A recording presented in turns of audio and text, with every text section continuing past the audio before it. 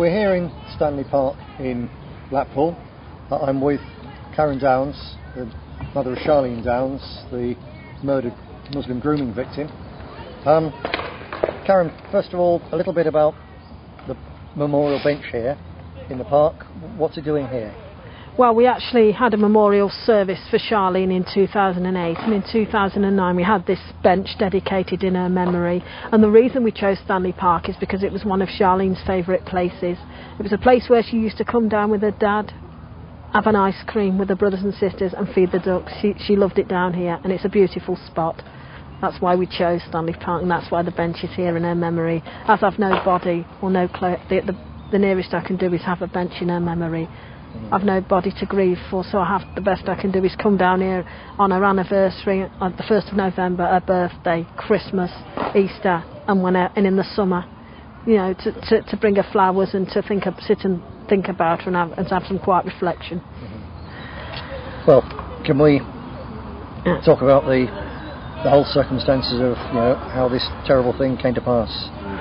First of all, Charlene was 14 years of age when she disappeared. She got up as normal it was the 1st of November 2003.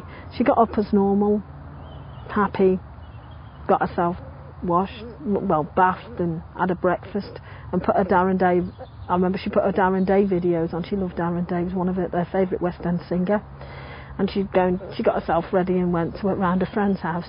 I at that point went shopping just as a normal Saturday as you do. I came back and Charlene came back, and then she said, "Mum, I'm going out with Becky at tea time." I said, "That's fine." I was at work that evening giving out some leaflets. I did promotion work for an Indian restaurant, and I went to work at 5 o'clock as normal. Charlene went out about 5 with her sister Becky. So at 6:45 that night, it was a dark November cold night, I always remember it. I saw her across the road in Church Street, and she came across the road with Becky. She was happy and laughing. They'd been to McDonald's and they had those milkshake cartons. They both had them in their hands. They'd both been laughing and joking. She came across and she says, "Hello, Mum," and they shouts, "Mum, Mum, hiya, Mum." I went, "Hello, girls, you all right?" I said, "What are you up to?" I said, "What are you doing now?" Becky said, "Well, I'm going home now." And Charlene said, "Well, I want to meet Natalie." She'd made arrangements to meet Natalie and Natasha off the number 2 bus in Church Street. I said, "OK then." I said, "But if you're going to meet them, I don't want you late home."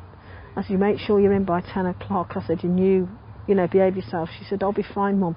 So she waited with me till from 2:45 to 7 o'clock. Becky went off. The bus came. Natalie and Natasha got off the bus. She went all happily running to them, and they got off with her, and they came up and stood with me. She said, "I'm going now, Mum." She said, I'll see you later." I said, "Well, don't be late home now, will you?" She said, "I won't. 10 o'clock. I said, "No, I know later than that." She said, "I'll be home," she said, Mum, and she was laughing and joking, and she gave me a big kiss and a big smile. She had a beautiful smile. And then she went off down the road with her friends, waving and laughing, and I'll see you tomorrow. I'll see you tonight, Mum. But she never came home. She never came home that night. I got home at 10 o'clock, and my husband Rob said, "Charlene's not in." And I said, "Charlene's not in? Is she not? Where is she? She's not home." And he went, No. I said, "Oh my God, where can she be?" Because I said, she always come. If she wasn't coming home, and she was staying, she'd let me know. All the time she'd phone me on a mobile. I said, "Well, there's something up." I said, "She always comes home. What's going on?" So he said, "Well, I'll tell you what I'll do." He said, "I'll get my bike out," because he had a push bike. And he said, "I'll go and have a cycle round down the pier and see if I can see her." So he went out. Half an hour later he come back. He said, "No sign of her." I said, "Well, where can she be? Because that's where she was going." So as far as I know, that's where she was going. I said, "Where can she be?" He said, "Well, she could be at Nata." He said, "Well, I'll tell you what," he said, "let's just not worry tonight too much." I said, "Well, I want to know where she is." He said, "Don't worry too much tonight, but we'll go in the morning. If she's not back, I'll sleep for tonight." Well, I can't do sleep, so I was up and down all night. He said, "If not," he said, we'll go round a friend's tomorrow and see if she's there." Well, the night came and went. No sign of her. The morning came. No sign of her. Afternoon, I said, "Rob," I said, "I can't stand this. Where is she?" I said, "She's not home." I said, "She's always home. There's something wrong. I just had a feeling." So he said, "Well, I'll tell you what, I'll go." So we went to see a friend. I went round a friend's houses. She hadn't been seen. They said they'd left her that night at 9 o'clock on the pier to go babysitting. Well, as far as I knew, she was with them and they were supposed to coming back with her, but they'd left her on her own by the North Pier, outside the pier. So I said, well, she's not, you mean she's not with them, so where can she be? So we went out, I went out with him, we all went looking round to see if we could see if she was anywhere. She was nowhere to be seen, nowhere at all. So I rung the police, and they told me I had to wait a further 24 hours to see if she'd come back. 24 hours, that seemed a long time for a girl of 14. Mm-hmm. I said, is there nothing you can do? They said, well, nothing for 24 hours, you need to sit that tight and see whether she comes back. I said, well, this ain't right, this is out of her character. Mm-hmm. It's not her. It wasn't. She'd always come back. She loved it, you know, she was always happy. She was a happy girl. Mm-hmm. So anyway, Sunday went, I was at my mind with worry. I kept looking at the clock, I kept looking out the window, Sunday night I was looking out the window, because as I said, where we lived there was a car park, and I kept looking out, so she coming across that car park, any sign of her? I said no. I went upstairs in the bedroom, looking out the bedroom window, I said nobody's sign of her. I hardly slept that night. Well, the next day, Monday morning came and went, still no sign of her. I said, that's it, I'm phoning the police. I said so I rung the police and I said, there's something got to be done. I said, she's still not back. They said, well, has she not? I said, I've tried a friend, she's not at a friend's houses. I said, I don't know where she is. They said, well, we'll come out and see you. So they came out, they took details of her at this point, and I gave them a description and a photograph. So then they went away, and then they started to do house-to-house inquiries. Me, I was all over the place, didn't know where she was, worried to death. I said, where is she? And, you know, oh my God. And I asked the sisters, I said, have you seen her? Have you seen her? When you're out, look for her. They went out looking for her, and her brother went out looking for her, no sign of her. So Monday, so anyway, and I knew, and the thing is, she'd been excluded from school, and I knew then she was going back to school on the following Tuesday, and she was looking forward to that. And I said, there's something wrong. I said, we've got an interview with the school on Tuesday. They're introducing her back to school. I said, so what's going on? I said, she was so looking forward to that. She was dead excited about going back. She liked St George's, and because she had been a bit naughty at school, you know, a bit rebellious as teenagers are. She wanted to go back. She missed all her friends, and she missed being there. So anyway, the police came and went, and there was no sign of her. And then people started saying they'd had sightings of her, which were obviously wrong, and the police checked them, and they weren't even her. Oh. And that gave me hope then. I thought, oh, is she around? Somebody said they'd seen her sleeping rough, and I said, well, sleeping rough? She has no reason to sleep rough. She's got a perfectly good bed. What would you want to sleep rough for in November? You know, and then they said somebody said they'd seen her on a train. Then I started getting these awful people saying they'd seen her dead on railway tracks and things like that. I absolutely devastated. I started to cry. Somebody bought me a bunch of flowers saying, we've seen your daughter dead. I said, just get away from me, just go. I sent them away from the door. Just horrible people saying things. And I told the police. Then the next thing we knew, we had CID at the door, interviewing myself. They made us feel like criminals, myself and my husband. What timescale was this? This was about a couple of weeks after her disappearance. But again, they were doing their job. I respect that. I respect they had to do it. But they didn't. They didn't hold back. They searched the house, forensics, which I would expect them to do.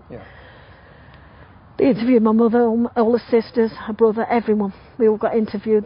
They had the house from top to bottom. They searched the house, even brought sniffer dogs in. Nothing. Well, they wouldn't have found anything anyway, but that's what they do. They've got the job to do. I respect that. Which is, I detest the police. I respect they have their job to do. And it went on from there then, and then they gave me.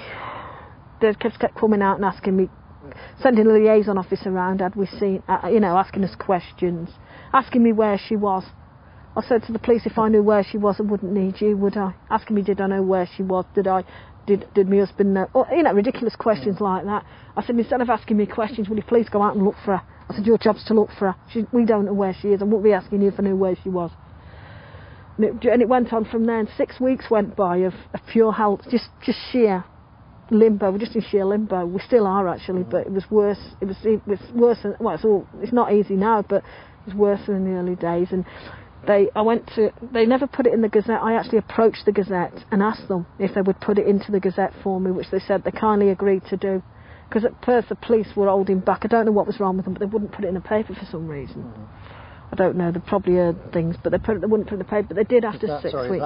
Is it normal, do you think, in these cases? No, because some are after 48 hours. They put them on. A lot of people, the children go missing after 48 hours or 24 hours. They're on the TV and on the radio and on the paper. No, not Charlene, though. I couldn't understand why. I said, why not? I said, they do it for other missing children. And what did they say to that? They said, we believe she's right. They kept saying they believe she's run away. I said, Charlene hasn't run away. I told them this. They thought she'd run away from home at first. And I said, Charlene, I said for the last time, I said, Charlene has not run away. She had no reason to run away. There'd been no arguments. There'd been nothing. You know, she wasn't unhappy. She was looking forward to going back to school. Had there been a reason for them to think that, then yes. I mean, obviously, they have their job to do. I respect that. But to say she'd ran away, I said, no way. No way. No way she ran away from home. She was happy. Yeah. Children were happy. Like, I don't run away from home. Didn't make sense. So what happened then as the months went on? Well, as the months progressed, they kept sending, liaison officers kept coming round, asking us had we heard anything, had we seen anything. I said, if I'd seen anything, I would tell you. Questions like that, taking us down the police station, questioning her dad. They had her dad down there for 9 hours, accusing him of all sorts, and he hadn't done anything. You know how they do it. But again, they've got the job to do, I respect that. And the parents, they always target first anyway, excuse me. And after about, and it went on, and then we got the interviews with the media and like the paper, and then the news started to come round. The newspaper, the Granada reports and things like that came round. But she was classed then as a missing child, and they put all the posters up all around the town. You know, missing, Charlene's missing, and things like that. And I'd just seen her and all the rest of it, and we'd heard nothing, absolutely nothing, apart from them few sightings that they alleged they'd seen. But them sightings proved they came to nothing. Yeah. That was awful, because it gave my heart. I was jumping, thinking that, you know, oh, is it her? Is it her? No, it wasn't. You know, and then in 2006, there was superintendent on at the case at the time. Superintendent Paul Boschini came to. Well, he sent these officers round. It was a Friday afternoon. I'll never forget it. He knocked on the door and I let them in, and they said, "Hello, come in. Have you had some news?" And they said, Mr. Boschini wants to see you on Tuesday at 11 o'clock, the following Tuesday. I said, okay. He said, we've had some significant developments. I said, have you found her? First thing I said, have you found her? They said, we can't tell you that. Mr. Boschini needs to speak to you. And of course, that was it. Left me all weekend wondering what was going on. Tuesday morning came, they picked us up, took us down there. And he sat us down. And there was me, my mum, and my husband at the time. They sat us down and he said, I've got you down here. He said, I've got some news, terrible news for you. I went, what news? He gave us a brew. I'll never forget it. I was drinking a cup of coffee at the time. He said, we believe Charlene's been murdered. I literally dropped the hot coffee into my lap. I went, what?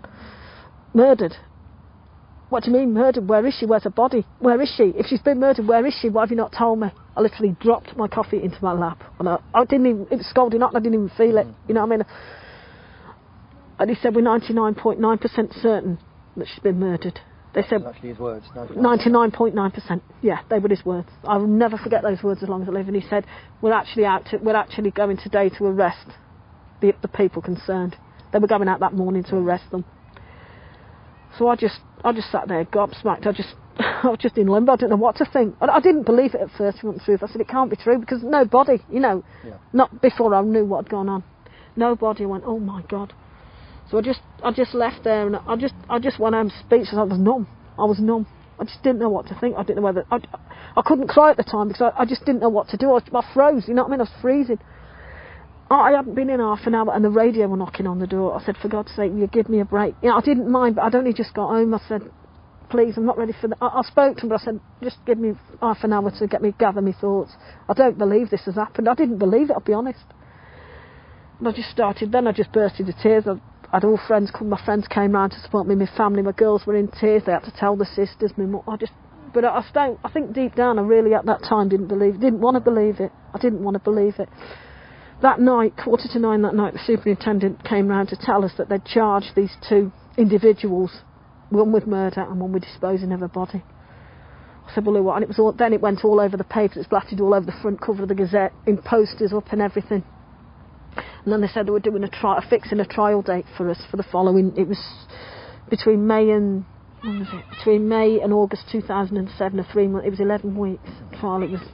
It was awful. And through that time, I just always prayed to God that the police were wrong.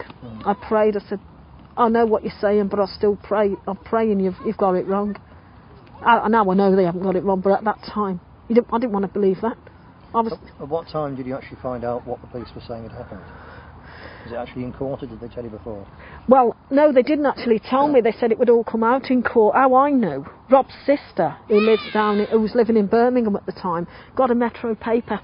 You know the Metro? Don't know if you know about the Metro paper. She rung Rob up crying. And she said, I need to tell you something. And he said, whatever's the matter? She said, are you sitting down? She said, have you got the Metro? I went, no. She said, have you read what's in it? Charlene's body has been cut up into kebabs. Well, I tell you what, I went, what? So what? The police had told the press that before they told you? Yeah. They'd let that leak to the press before I even knew about that. That is unbelievable. I didn't even know. When I approached the police, I asked the police, I rung the police up, I said, what's this I've been hearing? Yeah. I said, why do I not know about it? They said, oh, don't believe everything they put in the local rag, don't believe everything they tell you. Well, much to my shock and horror, when I heard it in court, it left no doubt. Oh my God. And I said, oh my God. And again, I didn't know what to believe. I was just numb, and people were saying to me, people had seen the paper and didn't want to show it me, but she sent it to me. I wanted to know, I needed to know. I said, I need to know about this. I said, oh my God, why have we not known about this? I said, you've known this all the time. Oh, it'll come out in court. I even got onto the Metro and they said that that would come out in court when we went to court the following year. And it did.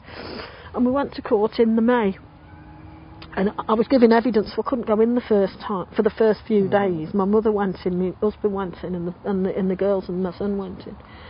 And they went in, and on the opening address of the court, the day when they first opened the court, my daughter and my mother, they came out, he was as white as a sheet. He said, I can't believe what I've just heard in there. I said, what's the matter?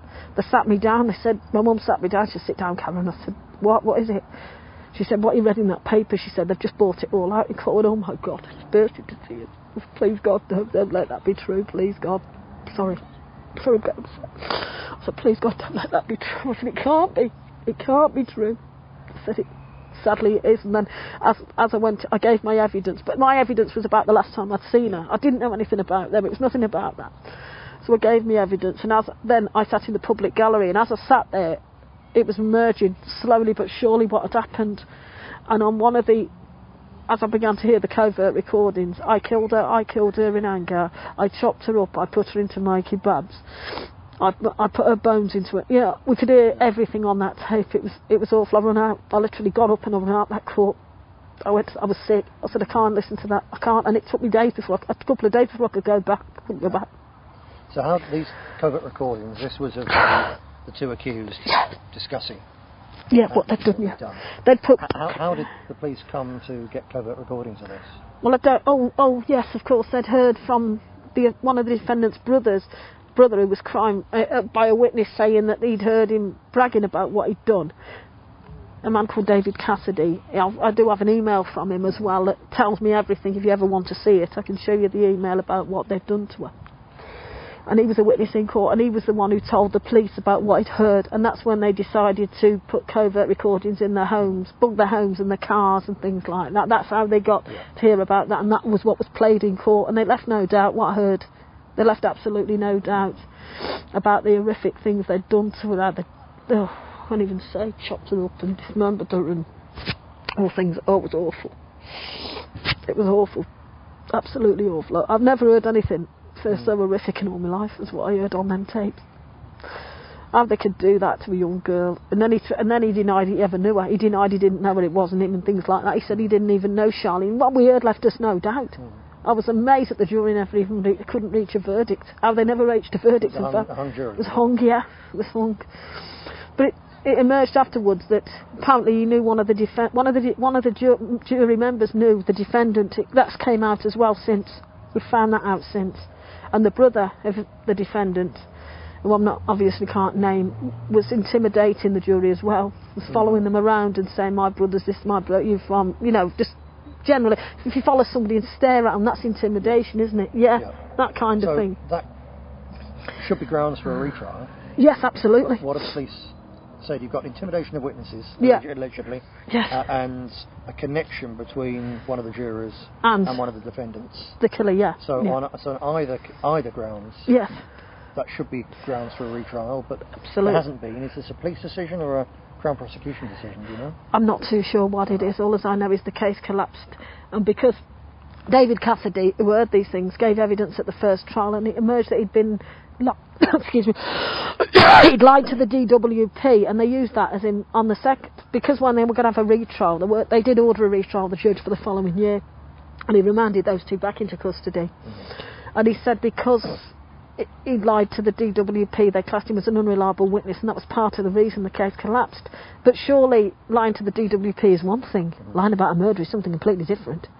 But what we heard on those covert recordings left no doubt in our minds anyway. I didn't need the witness I didn't need David's testament, I knew, but I do have David's testament anyway of what happened. Yeah.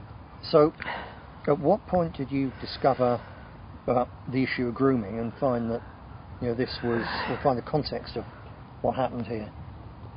It was this year actually. Well, I knew what they'd been doing in the court, but since it emerged about these 60 girls, it was actually this year in the Times, some months back now it was, when I read the Times and they came out to interview me, and he told me then, and when it came out, I had the shock of my life. I had no idea, and I had no idea Charlene was going to these takeaways either. The fact being that she was supposed to be going to the arcades with a friend, but obviously her friends must have known about these places and took her to these places. Had I have known, I would have stopped it. I would have put a stop to it, definitely. So, from what you found out, how long was she being groomed for? I don't know. Must have been a good year or so. Must have been easy, 13, 14, about a year, I'd say, roughly, without our knowledge. He was asking them for bags of chips for blowjobs, them disgusting kind of things, asking young girls to do that. And lots of them drinking, putting GHB in their drugs in their drink and stuff like that. And I only hope to God she didn't suffer with what he did. It was horrific. Horrific. So the case collapsed, and then the possible retrial never materialised. And these two went back to the shop. As if nothing had happened. So nothing happened. Yeah. They were also awarded £250,000 compensation. That was each, wasn't it? That was each. That was each. And to this day, they're still being protected by the police. In what way? Well, they're protected. They guard them. They watch them, don't they? If we have a protest, they're protecting them. We can't say what we want. We can't shout what we want. We can't do what we want. You know what I mean? They're as good as tuck them up in bed at night. You know what I mean? It's just wrong. They've got the protection of the police. They have the protection of the police. Everywhere he goes, the police protect him. Every time he does anything else, and he has offended since he came out of prison from Charlene. He's raped and drug raped other girls, and he's got off with it all the time. And I can't understand how he's got off with it all the time. He must be paying his lawyer thousands, because I don't know how he must have a very good lawyer to get him off. The shocking thing with criminal cases, he's not paying his lawyer, we are. No. Well, sorry, taxpayer funded. Right. Well, obviously, does he not pay himself? I thought he paid his own lawyer. No, criminal cases. Oh my God, funded. No. Surely he wouldn't get legal aid though, would he? Yeah. Would he? If you're accused of a crime, you get legal aid. Oh God. Yeah. As well as the handouts. You never. It's mad. I didn't know that. It's mad. Yeah. I thought he was paying a solicitor or something like that. Awful it was. It's been awful. It's been awful ever since. And I do pray. I'm in the English Defence League. We have protests now for her to try and get justice, and I'll never give up trying to get justice and trying to find her as well.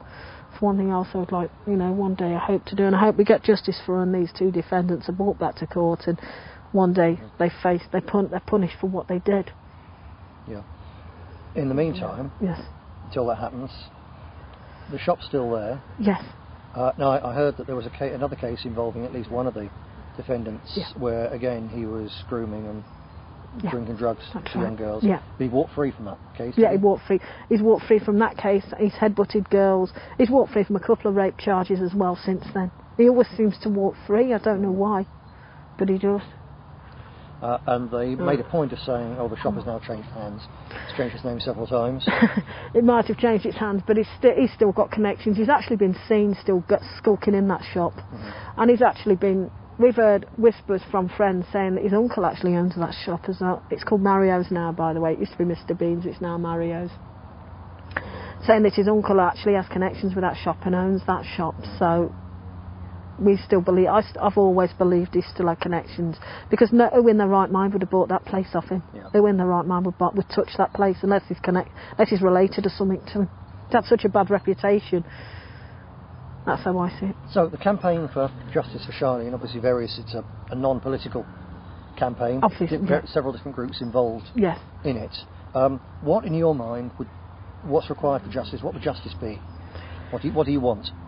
Well, obviously, I'd like the defendants to face trial for what they've done. I'd like them locked up for what they've done. I don't think they deserve to be walking around. I don't think they deserve to be on this earth, but perhaps I'm out of all wrong saying that, but that's the way I feel. I think it should be a life for a life. If I had my way, I'd bring capital punishment. That if I could, I can't, but if I could, I would. I believe that they should both be publicly hung for what they've done. That's, to me, prison's too good for them. To me, prison's far too good. It's too easy. It's too soft an option. Yeah. To me. So, how does it make you? Because I dealt with other cases, nothing like as bad as this. Although several where lads have been murdered. It's a different thing. But so it's absolutely shattering for families. How do you feel when you see other cases where retrials are allowed, whereas in this case it seems that no one's interested? It just seems so unfair. I mean, I just wonder why them and not us. But I'm pleased at the same time that they are getting justice, and I am glad that they are getting retrials. I'm pleased for them, but at the same time, it's just I wish Charlene was as well as them. I want them to as well as them. It just seems so unfair. Where's the unfairness? Where's the justice for her? There's none. It's like she's died for nothing. You know what I mean? And the defendants are just laughing at justice. They're just laughing at the police, just making a mockery of the whole thing, walking around as if nothing's happened, as if their life can go on. Mm-hmm. When ours has obviously ours will never be the same again. I'll never be the same again. Never. And what about Charlene's brother and sisters? They miss her deeply, but they have to. Obviously, they've had to get on with it. They've moved on with their life, but they'll never ever forget her. They still to this day would want justice for her. Emma's now got a baby, and Robert's my son has a baby son as well. But my other daughter, Becky, took it terrible. She's had to come out of college. She's on antidepressant tablets to this day because she was the last one that was with her that night, and it's really badly affected her as well. It has affected my whole family, but life has to go on. It'll never be the same again. She'll never be forgotten, and one day I will always fight to my dying day for justice for her. That's of course, it's what happened to Charlene. It's a terrible sort of pinnacle of a huge iceberg of this abuse of girls by Muslim gangs. I regard it as in a way, it's very unfair. You might find it strange to say this. It's very unfair on the Muslim community that the powers that be let the bad ones get away with it, and that way, because they don't all do it. They don't all support it. There's good and bad in everyone. I respect that. It makes everyone think. Yeah. Well, basically, they all do it, and certainly, I've yet to see any of the imams or the community leaders condemning the fact that their community does this. It's like they condemn that kind of behaviour, like they allow that to go on, which is wrong. They shouldn't. We would never condone it. They'd never get away with it here. It is Islamic. It's Quranic. It's not a racial. It's not a racial thing. Christian Pakistanis don't do it. No. Sikhs don't do it. Nobody West else Indians does it. don't do it. No one else does it. No, only them. It's part of this absolutely community. Awful.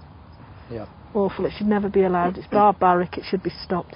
It needs stopping. Yeah. Whether they ever will, but it needs stopping. They need to change their rules and change their laws, whatever it is they need to do. But they definitely can't go on. Yeah. Well, I was arrested and put on trial twice, and the moment the jury couldn't reach a verdict, the Crown Prosecution Service immediately announced they were going to have a retrial before we even left the court for talking about this issue. You're right, though. When was this? This was 2005. Right. In the general election, I talked about this issue, and I was put on trial then. That's awful. And the police in this is West Yorkshire, the BBC spent hundreds of thousands of pounds trying to jail me about it instead of doing something about it. Why didn't they do something about the problem? Yeah, exactly. As far as I can see it, it goes back a long way. Where a gang of alleged groomers was arrested in Telford not long ago. Then the police have said, well, this was going on in the 1990s. So actually, it's something which goes back since before Charlene was born. Yeah. The authorities knew there was this problem. It's as though they cover it up and don't do anything about it. I read leaflets about that. It's disgraceful. Yeah. This is a British country. They shouldn't allow this in Britain. Is this one reason why you're prepared to stand up and talk about it publicly? Absolutely. To raise the issue? Absolutely. I would raise it anywhere I could. So other families don't go through Yes, I would never ever want any family to go through this ever again, or any young girl to ever suffer the same fate as Charlene, never. And I would urge any family to always, be careful, and for girls to be on the guard from not to go near these takeaway owners, not to go near these people. And if they know the children are doing it, if they ever did know, put a stop to it, don't allow it. And they should definitely do something about it in this country. They should. Just shut them all down, send them home, do whatever, but definitely not allow it. Definitely not. There's not even something that we've come across recently. There's not even a specific crime of on-street grooming, like cover takeaways and so on. Uh-huh. So this means that we've been to ask the police how many cases are going on in each area, what's the ethnic breakdown of the victims and the perpetrators and so on. And the police genuinely can't give an answer because in some places they class it as abduction, for sex by force, all sorts of different things. And so they use the racist card again, don't they? So there simply isn't a crime. It's a dozen different crimes. There's not one crime. So therefore, we don't even know how many places it's going on in. Because could be going on everywhere. There's no common denominator. Yeah. Well, there needs to be. They need to stop it. They need to tackle Parliament need to tackle this issue. They need to really tackle this issue and stop this going on. Otherwise, this country, I don't know what happened to. I dread to think what happened to this country in 20 years' time. You know, I'd never want anyone else to ever go through this again.